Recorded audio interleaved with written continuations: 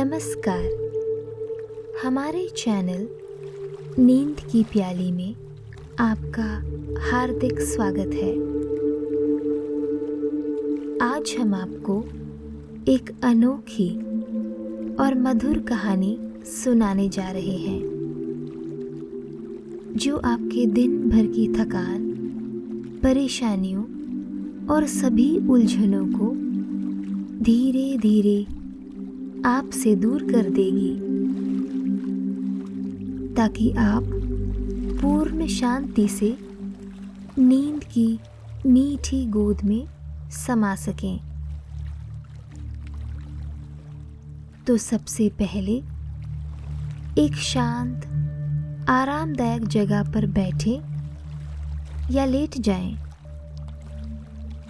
अपनी आंखें बंद करें और धीरे धीरे अपनी सांसों पर ध्यान केंद्रित करें। गहरी सांस लें और उसे धीरे धीरे बाहर छोड़ें। आज का दिन चाहे कितना ही कठिन क्यों ना रहा हो, अब सब कुछ पीछे छोड़ देने का समय है। याद रखें, जब हम भविष्य की चिंता में खो जाते हैं तो वर्तमान की खूबसूरती हमसे छिन जाती है। अपनी हर सांस के साथ अपने मन की हर फिक्र को बाहर निकालें। जब भी सांस छोड़ें, अपनी सभी चिंताओं को छोड़ने की कल्पना करें। अपने शरीर को पूरी तरह से ढील दें। अपने मन को शांति की गहराई में डुबो दें।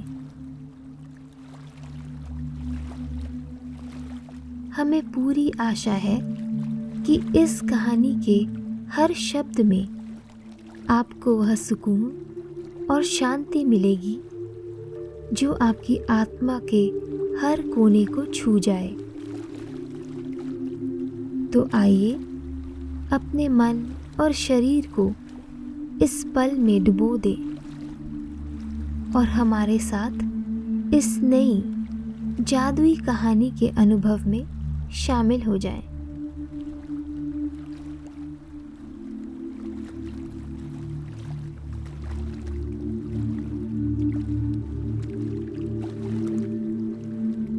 गेहूं के खेतों के बीच बसा था एक सुंदर गांव, जहां जीवन की सादगी और गांव वासियों की खिलखिलाहट से मौसम हमेशा चहकता रहता था।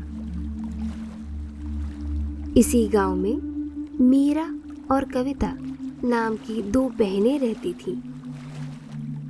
उनकी माँ सावित्री एक अद्भुत महिला थी। सावित्री का खाना बनाना किसी जादू से कम नहीं था। उनके हाथों का स्वाद केवल भूख ही नहीं मिटाता था, बल्कि दिल को सुकून देता था। उनके बनाए हुए आलू के पराठे तो गांव भर में मशहूर थे। मसालों और प्यार का ऐसा संगम जो हर किसी का दिल जीत लेता था।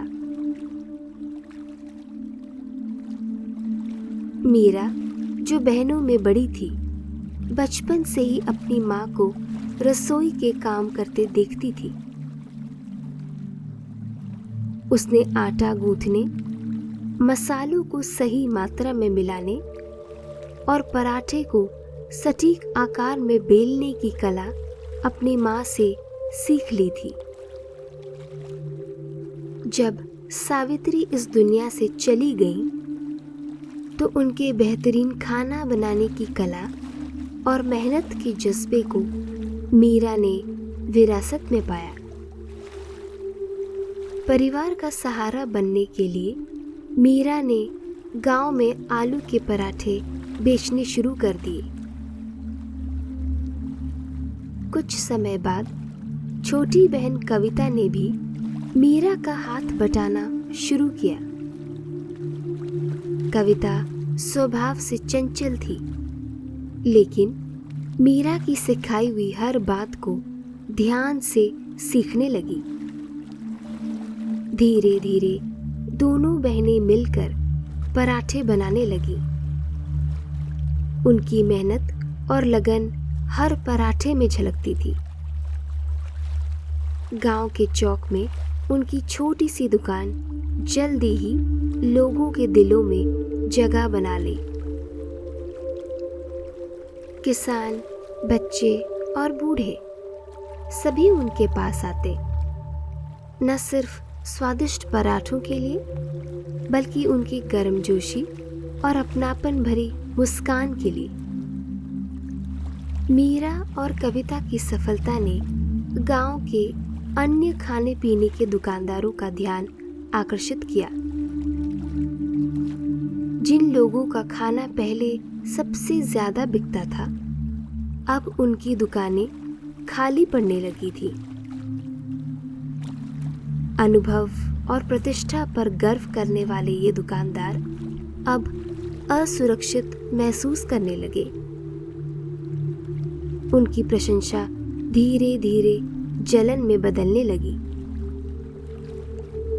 एक दिन सभी दुकानदार एक गुप्त बैठक में इकट्ठा हुए। ये लड़कियां हमारे ग्राहकों को छीन रही हैं।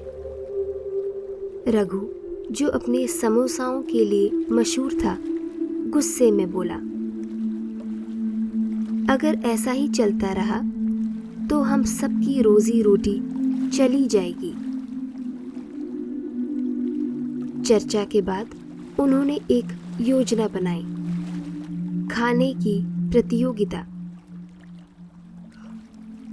प्रतियोगिता के नियम कड़े थे।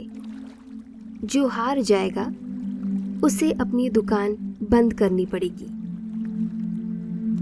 दुकानदारों को पूरा विश्वास था कि अनुभवहीन लड़कियां उनकी बराबरी नहीं कर पाएंगी। जब मीरा और कविता को इस चुनौती के बारे में पता चला तो वे पहले थोड़ी हिचकिचाईं, लेकिन जल्द ही उन्होंने अपने मन को मजबूत किया। मीरा ने दृढ़ स्वर में कहा, हमारी माँ ने हमेशा सिखाया है कि हर चुनौती का सामना ईमानदारी और साहस से करना चाहिए। हम यह चुनौती स्वीकार करते हैं। प्रतियोगिता के दिन पूरा गांव चौक पर उमड़ पड़ा। माहौल में उत्सव और जिज्ञासा का संचार था। दुकानदारों ने अपने अपने व्यंजन घोषित किए। रघु अपने मशहूर समोसे बनाएगा, एक ने छोले भटूरे और दूसरे ने राजमा चावल की घोषणा की। दर्शक बेसब्री से इन स्वादिष्ट व्यंजनों का इंतजार कर रहे थे। जब मीरा और कविता की बारी आई तो कविता ने शरारती मुस्कान के साथ कहा, हम कुछ ऐसा बनाएंगे जो आपने आज तक नहीं देखा। हम आपके सामने प्रस्तुत करेंगे एक विशाल 60 इंच का पराठा, और वो भी 3 किस्मों में, आलू, गोभी और मूली। हर पराठा एक पूरे परिवार को खिलाने के लिए काफी होगा। भीड़ के बीच से विस्मय और उल्लास की आवाजें उठी। किसी ने सोचा भी नहीं था कि पराठे इतने बड़े हो सकते हैं। प्रतियोगिता शुरू होने से पहले बहनों ने अपनी माँ की तस्वीर के सामने हाथ जोड़कर आशीर्वाद मांगा।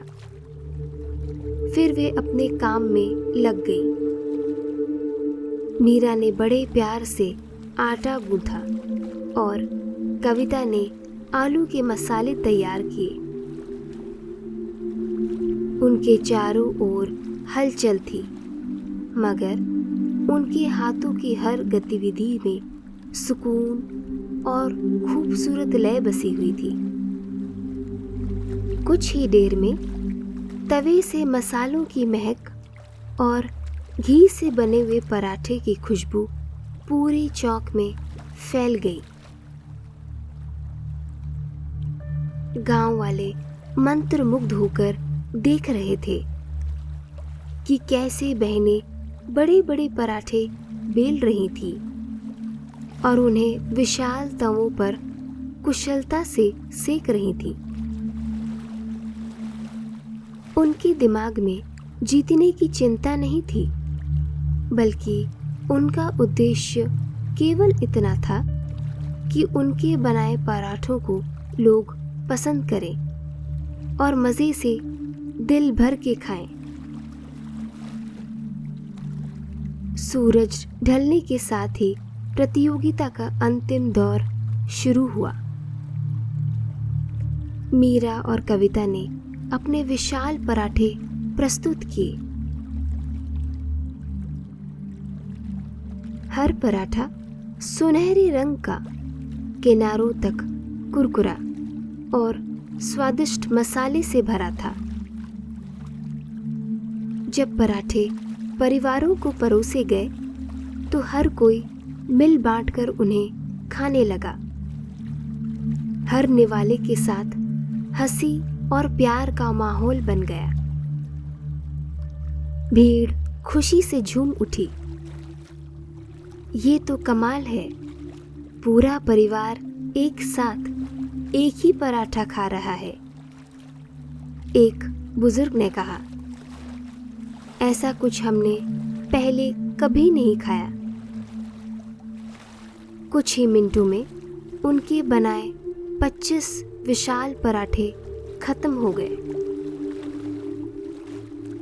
दूसरी तरफ अन्य दुकानदारों के व्यंजन बेशक अच्छे थे, लेकिन उनमें वह जादू नहीं था जो बहनों के पराठों में था। प्रतियोगिता के अंत में बहनों को भारी अंतर से विजेता घोषित किया गया। उनके जीतने पर जोरदार तालियों की गड़गड़ाहट गूंजी। हारे हुए दुकानदार शर्मिंदगी से सिर झुकाए खड़े थे। नियमों के मुताबिक अब उन्हें अपनी दुकानें बंद करनी होगी। उनके उदासी भरे चेहरे देखकर मीरा और कविता का दिल पिघल गया।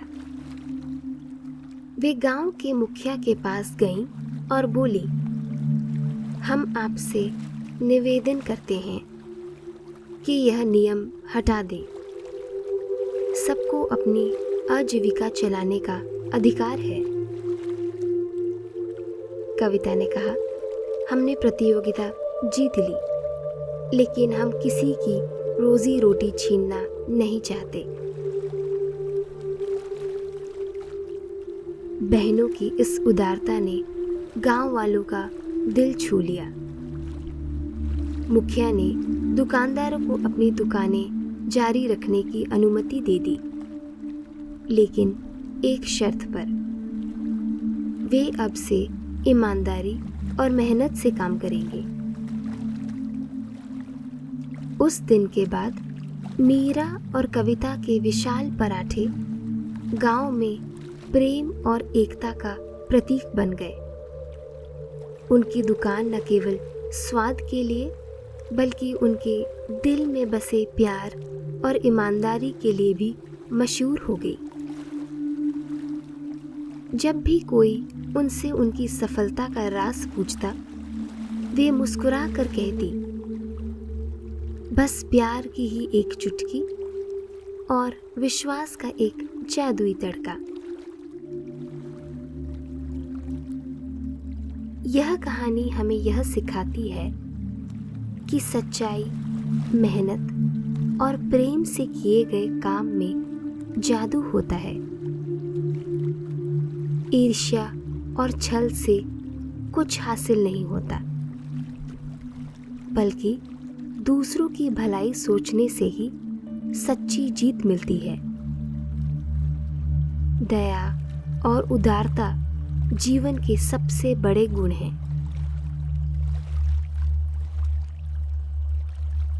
इस कहानी के समाप्त होने पर हम आशा करते हैं कि आप विश्राम की उस गहराई में उतर चुके होंगे जहाँ केवल शांति और सुकून का एहसास है। धीरे धीरे इस कहानी को अपने हृदय में समेटे हुए स्वयं को मीठी नींद की गोद में सौंप दें,